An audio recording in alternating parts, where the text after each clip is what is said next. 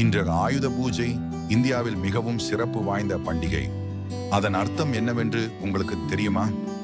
ஆயுத என்றால் கருவிகள், பூஜை என்றால் பிரார்த்தனை.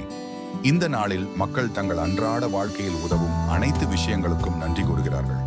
விவசாயிகள் தங்கள் கலப்பைகளை சுத்தம் செய்து வணங்குகிறார்கள். மாணவர்கள் தங்கள் புத்தகங்களை அலங்கரிக்கிறார்கள். ஓட்டுநர்கள் மற்றும் தொழிலாளர்கள் தங்கள் வாகனங்களையும் கருவிகளையும் பூக்களால் அலங்கரித்து வழிபடுகிறார்கள். வீட்டிலும் கூட மக்கள் தங்கள் சமையலறை பொருட்கள், தையல் இயந்திரங்கள் அல்லது அவர்கள் தினமும் பயன்படுத்தும் எதையும் சுத்தம் செய்து பிரார்த்தனை செய்கிறார்கள். அவர்கள் ஏன் இப்படி செய்கிறார்கள் தெரியுமா? இந்த பொருட்கள் நம்முடைய நண்பர்கள் போன்றவை.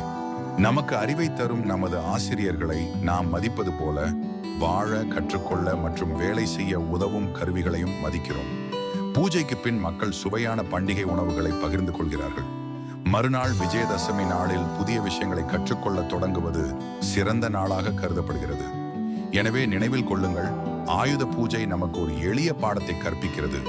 வாழ்க்கையில் உங்களுக்கு உதவும் சிறிய விஷயத்திற்கு கூட எப்போதும் நன்றியுடன் இருங்கள்.